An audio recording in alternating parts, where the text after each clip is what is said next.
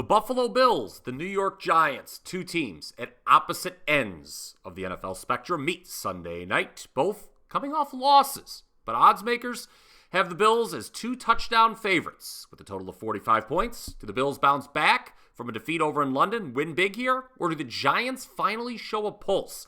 I've got the answer for you. Bit of a unique play coming up momentarily. But first, a look back at what these teams have done so far last week in particular. The Bills, they're 3-2 straight up on the year, all three wins coming by at least 28 points. But they've now lost a couple of close games to the Jets and Jaguars. Much was made of the Bills' travel arrangements to London last week, as they did not get over the pond until Friday, while the Jaguars had the edge of playing over in London, albeit in a different stadium, the week prior. Perhaps jet lag did play a significant role in the Bills' loss last week, as their offense was forced to punt 6 times before the fourth quarter. How rare is that? Hadn't happened to them since the 2021 game against the Jets, which is the only other time it's happened since 2020. With the Bills, I'm also concerned about mounting injuries on the defensive side of the ball. Both Matt Milano and Daquan Jones left the game versus the Jaguars, and as a result, the defense allows 150 yards rushing and over 38 minutes time of possession. Remember that last week, the week prior against the Dolphins, the Bills lost cornerback Tre'Davious White, so they're really banged up defensively. But can the Giants even take advantage? We don't know if quarterback Daniel Jones is going to play on Sunday night. He has a neck injury, forced him to leave Sunday's 31-16 loss to the Dolphins. Certainly the Giants far less competitive against Miami than the Bills were 2 weeks ago. That was a 5% win for me. Thank you very much on Buffalo on that one. And consider this. Despite being +3 in turnover margin and getting a pick 6 right before the half, the G-Men still could not cover as double-digit underdogs at Miami. They were outgained 524 to 268. 10 of their 13 points were a result of Miami turnovers. 10 of their 16 points were a result of Miami turnovers. One of their field goals came on a rather embarrassing 18-yard drive that took 10 plays in the fourth quarter. So just not a lot of offense there from New York. Right now, I've got the G-Men rated as the worst team in all of the NFL. Dead last in the power ratings. They're dead last in point differential at -91, and their point differential, if you take out that second half comeback against Arizona, who we all thought was going to be the worst team in the league this year, is -111. They've been outscored by 111 points in 9 of their 10 halves of football this year.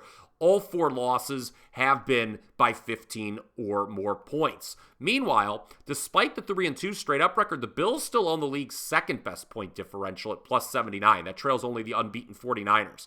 This pattern of winning big and losing close, nothing new in Buffalo, quite frankly. Last season, they were 7-0 straight up in games decided by double digits, and their 3 regular season losses were by a total of 8 points. In 2021, all 11 regular season wins by the Bills were by a double-digit margin.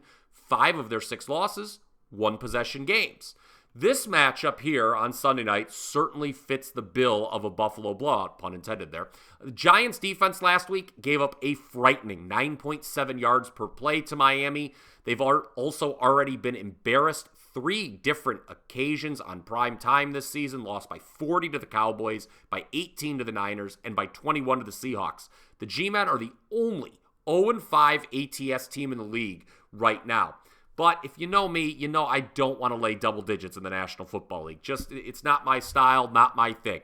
So let's get creative and play the Bills for just the first half. That way we don't need to worry about getting backdoored late in the game. First half spread, currently -8.5. Yes, that seems a little high, but I think the Bills can go up double digits by the break. Again, this is a team that has shown the ability to win by margin in the past, and when they do, they generally get off to strong starts. So how about we just play the Bills for a half, and then we kick back and watch the second half, have a little fun with it.